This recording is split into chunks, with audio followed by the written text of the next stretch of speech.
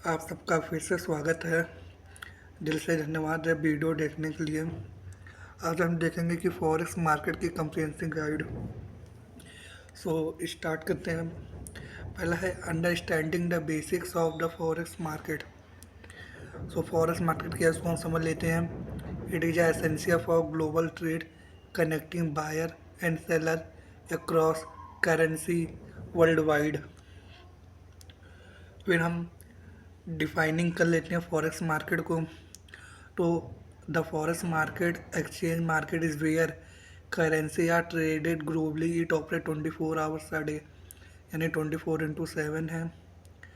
Reflecting its significance in international finance, enabling businesses, investor and government to facilitate transaction, hedge against risk and speculate on currency value.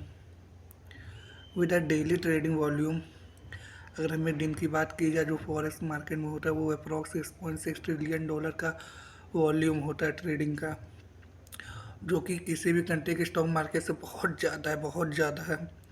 24/7 होने की वजह से हर country इसमें participate करती है और from retail trader to multinational bank हर लोग इसमें पार्टिसिपेट करते हैं। फिर साइज एंड लिक्विडिटी की बात के लिए जाए तो लार्जेस्ट फाइनेंशियल मार्केट है ग्लोबली और boosting an astonishing average daily traded volume of $6.6 trillion. और बात की जाए ट्रेडिंग की तो ये occurs 24 hours a day, enabling trader to capitalize on market opportunities at any time. यहाँ पे कोई टाइम फिक्स नहीं रहता कि यहाँ मार्केट बंद हो जाए, जैसे इंडियन मार्केट है 3:30 बजे तक बंद हो जाती है, पर ये 24/7 चल रहा है। चाहे जब आप आइए, चाहे जब आप निकलिए, ये चीज़ इसमें रहती है, जो कि काफ़ी अच्छी चीज़ है। फिर हम पार्टिसिपेंट की बात कर लेते हैं, जैसे कि फॉरेक्स मार्केट में की प्लेयर होते हैं, जैसे बैंक हो गए, कॉरपोरेशन हो गया, गवर्नमेंट हो गया, रिटेल ट्रेडर हो गए, each contributing to it dynamic nature and functionality world wide. Bank and financial institution play a crucial role in forex trading, facilitating rash trading, managing currency reserve. यहाँ पे bank का participation इस तरीके से, क्योंकि इनको जो फंड ट्रांजैक्शन हो रहा है, जो बाई सेल हो रहा है, उन सबको मैनेज करना पड़ता है, करेंसी के रिजर्व को मैनेज करना पड़ता है।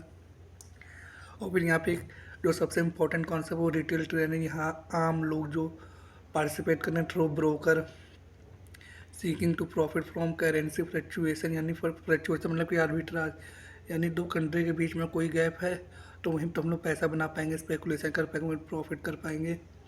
देयर combined trading volume है to market liquidity, helping establish competitive pricing and execution. फिर हम बात कर लेते हैं understanding the structure of the forex market. पहला मार्केट ऑपरेशन ओवरव्यू देख लेते हैं।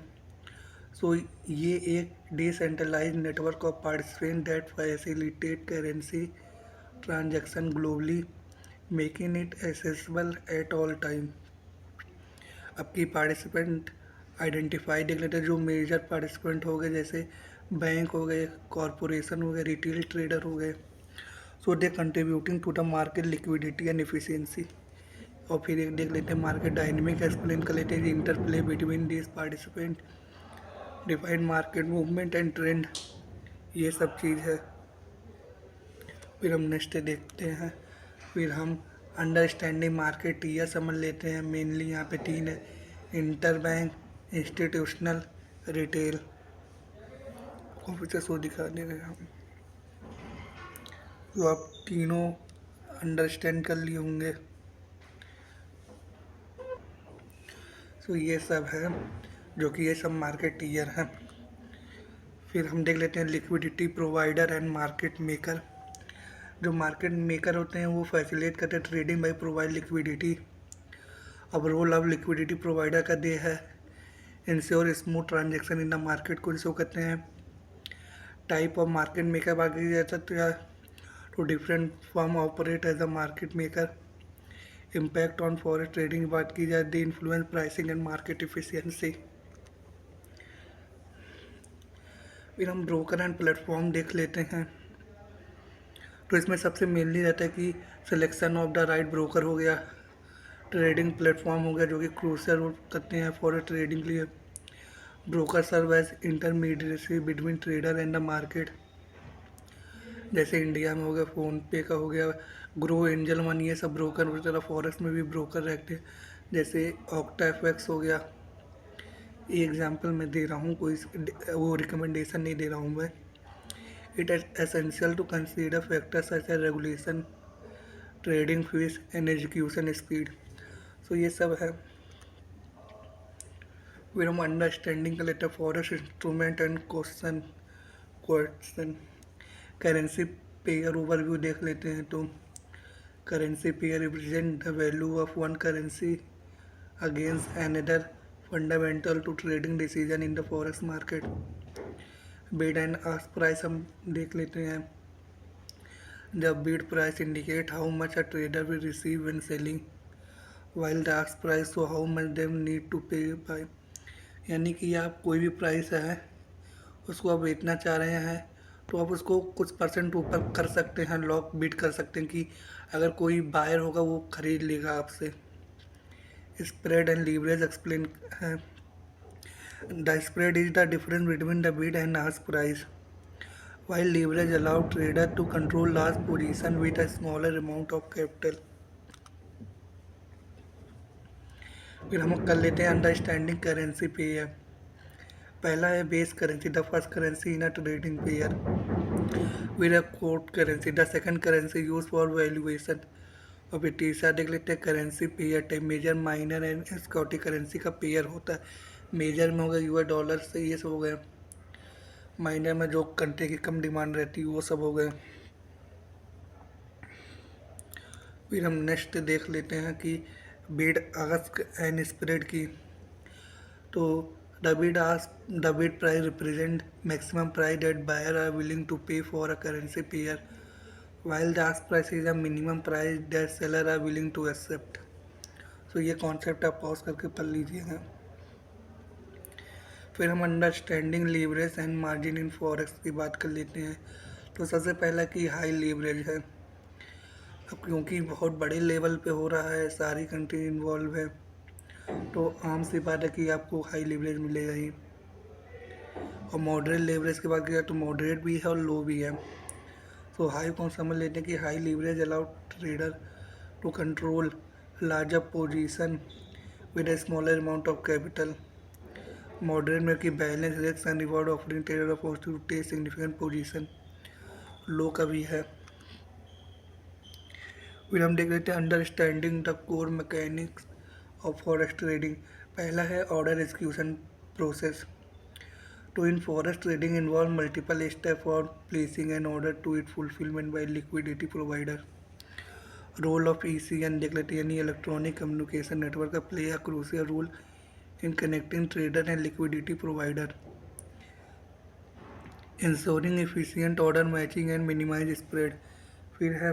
फिर एक लास्ट मैकेनिक्स देख लेते हैं, price movement explain. Price movement in forex are influence by various factor including economic data, market news. यानी जो वेरियस न्यूज़ आते हैं उनकी वजह से काफ़ी इफेक्ट पड़ता है फॉरेक्स ट्रेडिंग में। ऑर्डर एग्जीक्यूशन पॉलिसी प्रोसेस देख लिया जाए। पहला एग्जीक्यूशन फ्लो होता है, फिर लिक्विडिटी प्रोवाइडर का रोल होता है, फिर मार्केट इम्पैक्ट होता है। तो यहाँ पे 3 मैंने आपके सामने शो कर दिया, आप लोग समझ लीजिए। फिर इकोनॉमिक डेटा इन्फ्लुएंस की बात कर ली जाए। Economic data play a crucial role in forex trading, directly impacting currency value fluctuation and market sentiment. High impact report such as GDP growth हो गया, एम्प्लॉयमेंट फिगर हो गया, lead to significant price changes हो गए। और by analysing economic release and the implication trader can develop strategy that capitalise on volatility. तो मिलनी slide में यही है कि किसी भी कंट्री के इकोनॉमिक जो डेवलपमेंट है वो काफ़ी ज़्यादा इम्पैक्ट करते हैं फॉरेक्स ट्रेडिंग में। कोई भी डेटा चेंज होने की वजह से मार्केट डाउन भी, करेंसी की वैल्यू डाउन भी जा सकती है, इकोनॉमिक डाउन टर्न में। इसलिए इकोनॉमिक डेटा काफ़ी इन्फ्लुएंस करता है फॉरेक्स ट्रेडिंग में। फिर popular forex trading strategies for success की देख लेते हैं। पहले टेक्निकल एनालिसिस इंसाइट देख लेते हैं। जैसे हो गया study of price chart, identify pattern and using indicator to predict future prices movement. इसमें टेक्निकल का ही अलग है, फंडामेंटल एनालिसिस इंपॉर्टेंट काम देख लेते हैं। जैसे बात की थी पहले, इकोनॉमिक इंडिकेटर हो गए, जो वेरियस न्यूज़ इवेंट होते हैं, सेंट्रल बैंक की पॉलिसी, यहाँ वहाँ का रेट चेंज करना है कि नहीं करना है, वो भी काफ़ी इम्पैक्ट करता है। और फिर रिस्क मैनेजमेंट टेक्निक देख लेते हैं कि involve setting stop loss order हो गया, पोजीशन सीजिंग हो गया, maintaining discipline approach to protect capital, यानी हमें ओवर इन्वेस्टिंग नहीं करना, ओवर ट्रेडिंग नहीं करना जिसकी वजह से हमारा कैपिटल रिस्क में आ जाए। फिर हम देखते हैं टेक्निकल एनालिसिस ओवरव्यू, तो कुछ रहते हैं जो टेक्निकल एनालिसिस, जैसे हो गया सपोर्ट लेवल, और फिर हो गया रजिस्टेंस लेवल होता है, फिर होता है ट्रेंड लाइन होता है। तो इन सबको आइडेंटिफाई करके हम अपना ट्रेडिंग करते हैं फॉरेक्स में। टेक्निकल के व्यू में बात की जाए तो रिस्क मैनेजमेंट एसेंशियल को हम और अच्छे से देख लेते हैं। बात की जाए इफेक्टिव रिस्क मैनेजमेंट की, जो कि काफ़ी क्रूशियल रहता है ट्रेडिंग फॉरेक्स में। It involve implementing strategy to safeguard capital and minimise potential losses हो गया। Trader should focus on setting appropriate stop losses, यानी कि एक स्टॉप लॉस हमें सेट कर देना चाहिए कि हाँ अगर यहाँ तक पहुँचा तो हम अपने मनी को विड्रॉ कर लिए, ऑटोमेटिक सेल आउट हो जाए। उनमें वेट ना करें कि बाई चांस हमारा और पैसा डूब सकता है, तो इसको भी मैनेज करना चाहिए कि हाँ थोड़ा डूबा कोई बात नहीं, ज़्यादा कैपिटल नहीं डूबी है, फिर से हम कर सकते हैं, इसको भी देख मैनेज किया जाता है। और फिर अंडरस्टैंडिंग रेगुलेटरी फ्रेमवर्क हो, जैसे हो गया FCA हो गया और NFA हो गया, is a vital. This organisation provide guideline that ensure broker compliances, protecting trader from fraud and unethical practices. So thank you यहाँ तक देखने के लिए। Take care, bye, goodbye, मिलते हैं नेक्स्ट वीडियो में। धन्यवाद।